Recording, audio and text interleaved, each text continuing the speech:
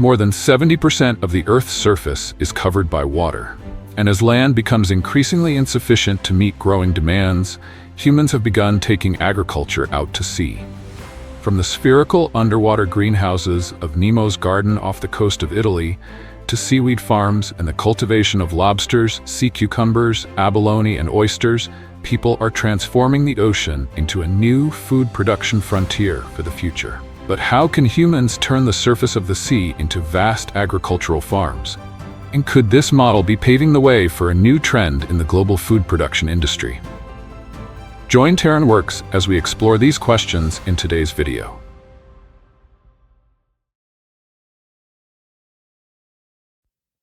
In fact, the idea of using the ocean to sustain human life is not new. Thousands of years ago, many coastal communities in Asia were already harvesting seaweed, farming oysters and mussels, and treating the sea as a natural field that provided food.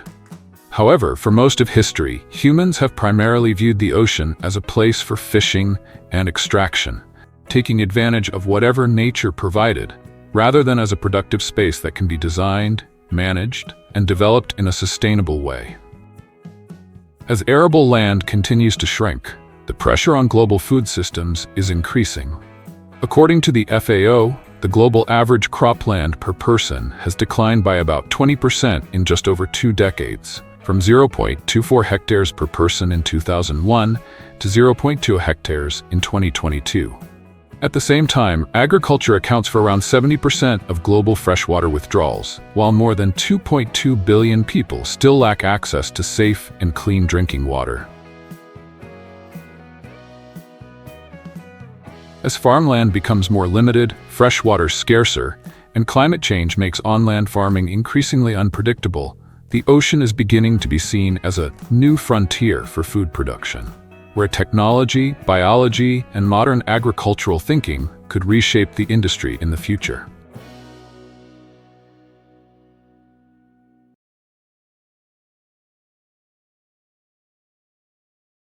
More than a decade ago, in Liguria, Italy, professional diver Sergio Gambarini posed a question that sounded almost absurd.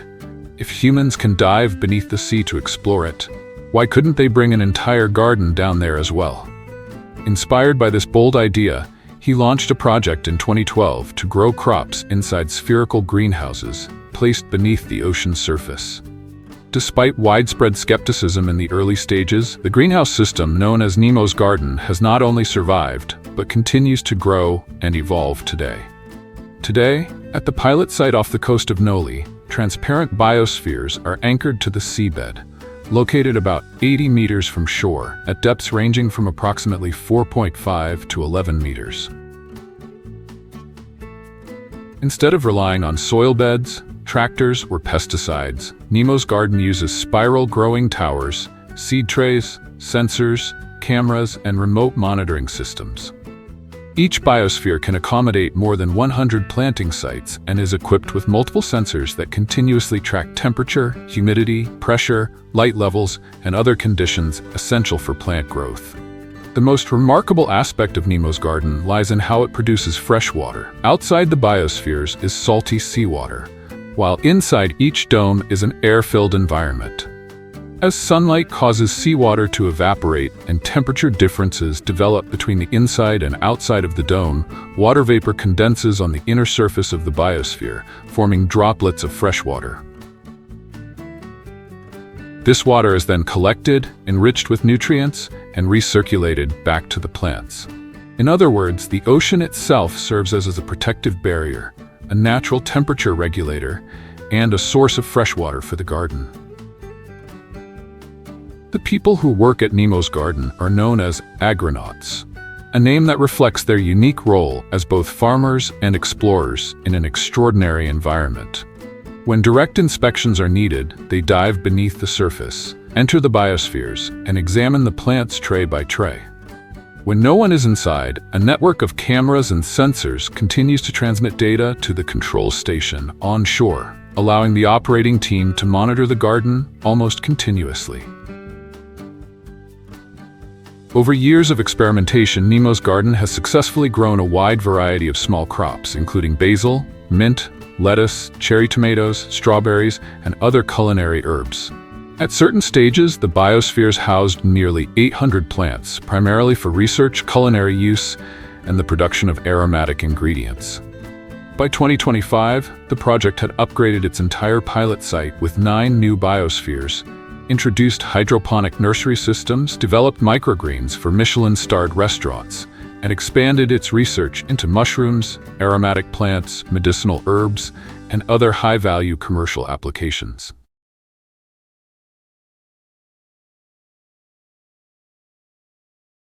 For a long time, lobsters have been closely associated with the cold waters of the North Atlantic. Fishing boats setting traps off the coast of Canada, and expensive seafood platters served in high-end restaurants across the United States. But in recent years, a quiet transformation has been taking place across the seas of Asia.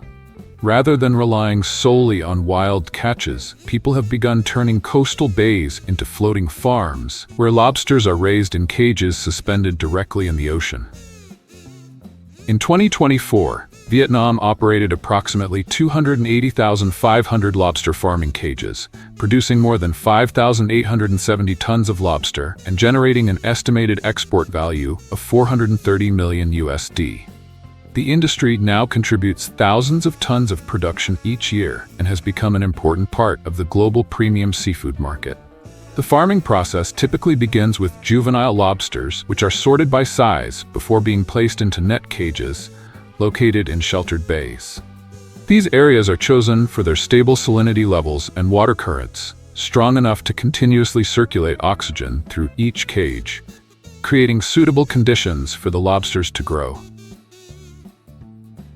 Even a sudden change in temperature, salinity, or oxygen levels can impact an entire farm. For this reason, modern lobster farming operations use underwater sensors to monitor environmental conditions in real time, tracking everything from temperature and salinity to dissolved oxygen and pH levels. Some farms also deploy cameras beneath the cages to observe lobster behavior, monitor uneaten feed, and detect weak or slow-growing individuals at an early stage. This allows farmers to respond quickly to potential issues and maintain optimal growing conditions throughout the production cycle. Unlike many types of seafood that are processed shortly after being caught, farmed lobsters are typically sold live, making the harvesting process particularly delicate. Farmers usually schedule harvesting during the early morning or cooler periods of the day to minimize stress on the animals. The cages are slowly lifted from the water, and market-sized lobsters are carefully selected by hand. Each lobster is inspected for weight, shell condition, coloration, mobility, and overall health.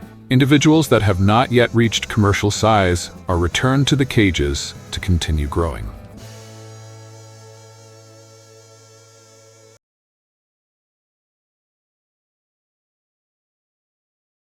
Seaweed. Seaweed is one of the most important pillars of marine agriculture. According to the FAO, global seaweed aquaculture production has increased by roughly 1,000 times, growing from 34,700 tons in 1950 to 37.8 million tons in 2022. The vast majority of this production is concentrated in Asia, particularly in China, Indonesia, South Korea, and the Philippines. The cultivation process typically begins with anchors being secured to the seabed, followed by the installation of main cultivation lines supported by floating buoys at the surface. Seated ropes are then suspended beneath these lines. Along each rope, small seaweed seedlings are attached at carefully spaced intervals, allowing them sufficient room to grow as they absorb nutrients directly from the surrounding seawater. Seaweed grows by harnessing sunlight, ocean currents, and the natural nutrients present in seawater.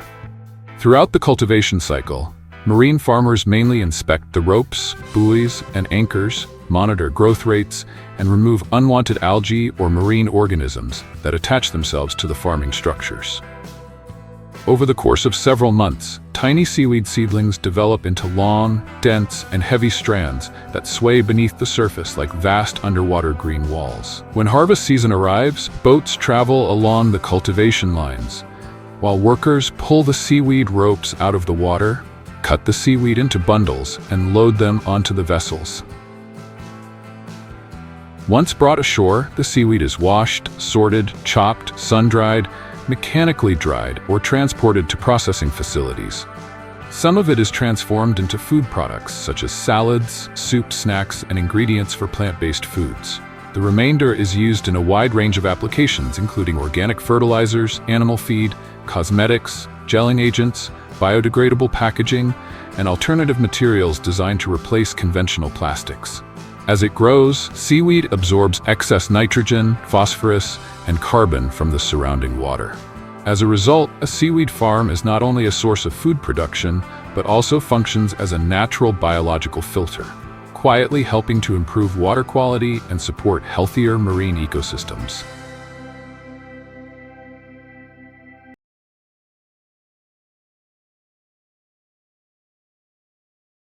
With prices reaching more than $3,000 per kilogram, sea cucumbers have become an extremely valuable marine commodity, often referred to as the black gold of the ocean. However, enormous global demand, exceeding 22,000 tons annually, has placed increasing pressure on wild populations, pushing many natural stocks into a state of concern.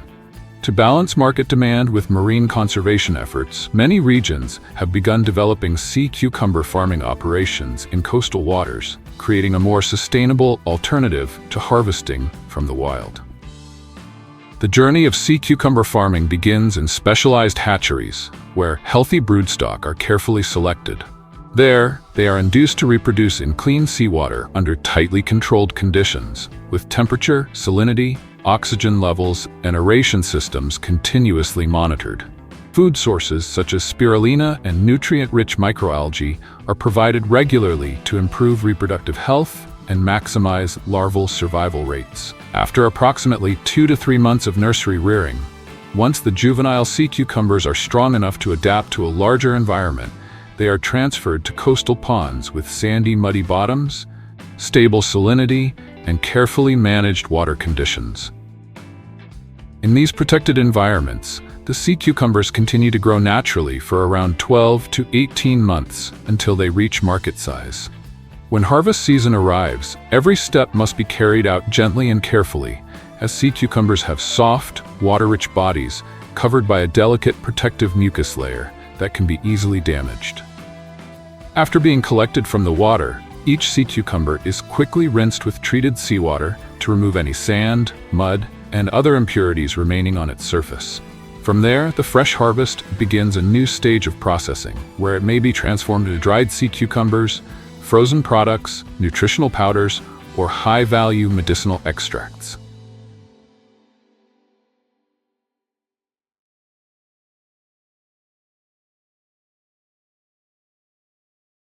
Abalone. Unlike lobsters or seaweed, abalone is a far more demanding species to cultivate. It does not thrive in strong light and does not swim freely through the water. As a result, successful abalone farming requires the creation of specialized underwater habitats.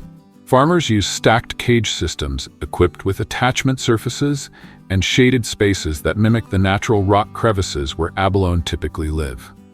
These structures are placed in clean, stable, and oxygen-rich waters, providing conditions that closely resemble the species' natural environment. The care of abalone requires patience and precision.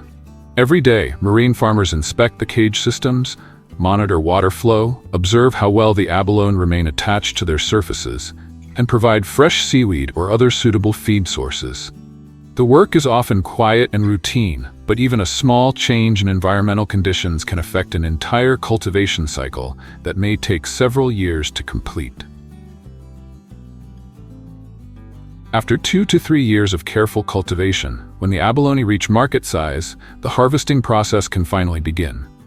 It is a task that requires both skill and patience. Divers use specialized tools to gently slide between the abalone's muscular foot and the surface to which it is attached, carefully separating it without damaging the shell or the flesh. For a seafood delicacy often regarded as the pure gold of the ocean, even the smallest imperfections can have a significant impact on its final market value. What is particularly noteworthy is that abalone is no longer merely a rare seafood delicacy harvested in small quantities from the wild. Today, it has become a large-scale aquaculture industry, especially in China, the global powerhouse of farmed abalone production. In 2023 alone, China's farmed abalone output was estimated at approximately 270,431 tons. Its slow growth rate, strict environmental requirements, and strong demand across Asian markets have made abalone one of the most expensive seafood products in the world. FAO Globefish has described abalone as one of the highest-value seafood commodities globally, with particularly strong popularity throughout many Asian cuisines.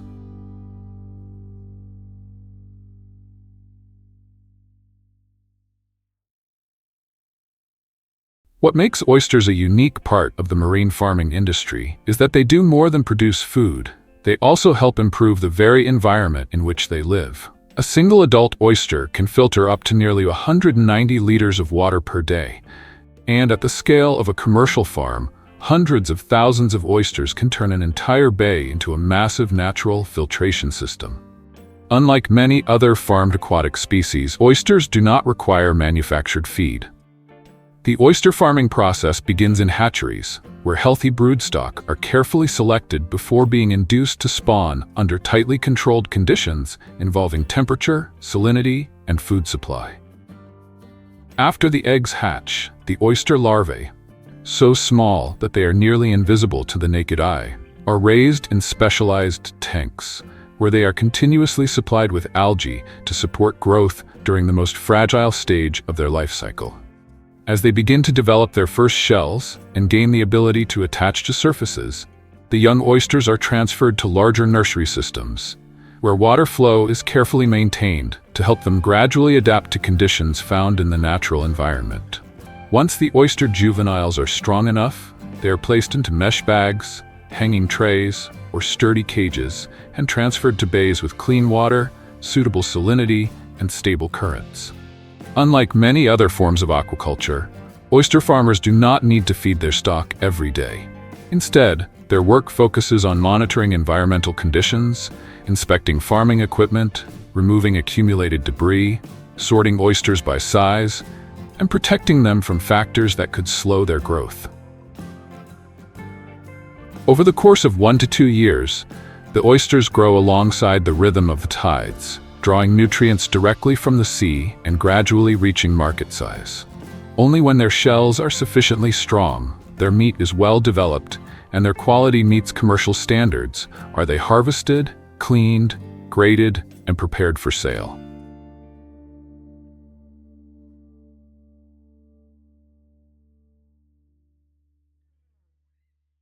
While agriculture on land faces increasing competition for every hectare of farmland, every liter of freshwater, and every bag of fertilizer, many marine species can grow using the natural resources already present in the ocean around them.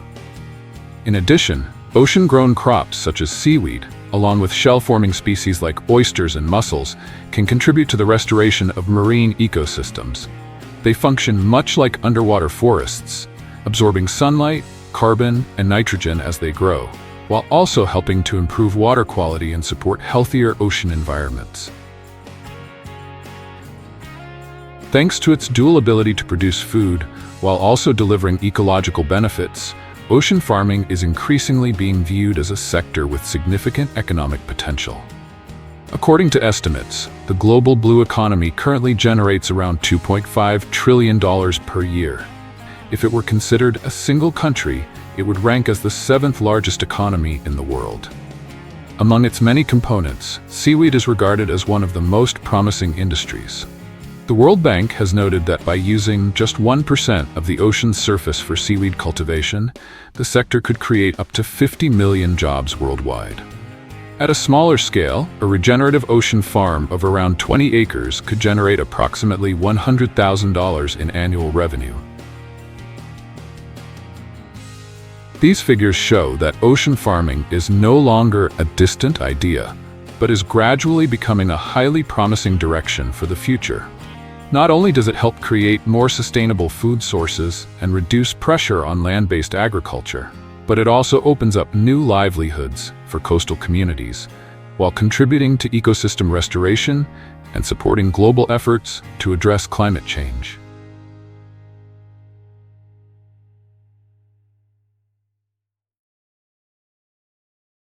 Despite its many promising prospects, ocean farming is far from an easy path. Behind the promises of sustainable food production, ecosystem restoration, and a new production space for the future, the industry still faces numerous practical barriers. From high initial investment costs and complex marine licensing procedures to demanding technical requirements, not every business has sufficient resources to pursue it in the long term. Unlike land-based agriculture, the marine environment is far more dynamic and difficult to control. A single major storm, a prolonged period of rough seas, or an unexpected shift in ocean currents can all cause severe damage to an entire farm.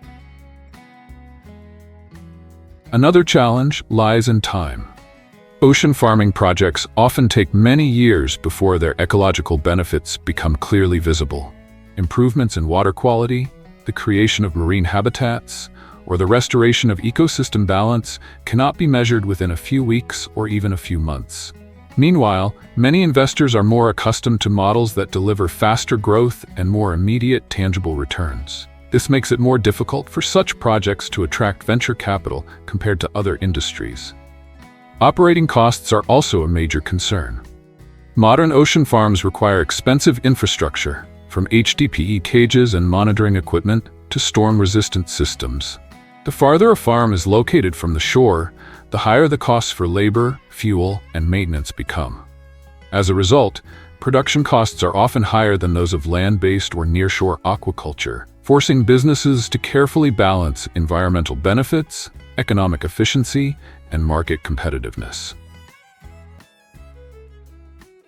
In a context where many coastal nations are heavily dependent on ocean resources, while also increasingly facing the consequences of marine environmental degradation, coastal erosion, and climate change, the development of a sustainable blue economy has become more important than ever. If supported by a strong scientific foundation, appropriate policies, long-term financial investment, and the involvement of local communities, ocean farming could open up a wide range of new opportunities. It would not only create more stable employment and reduce pressure on land-based agriculture, but also help improve food supply, restore ecosystems, and enable humanity to utilize the ocean in a more responsible way.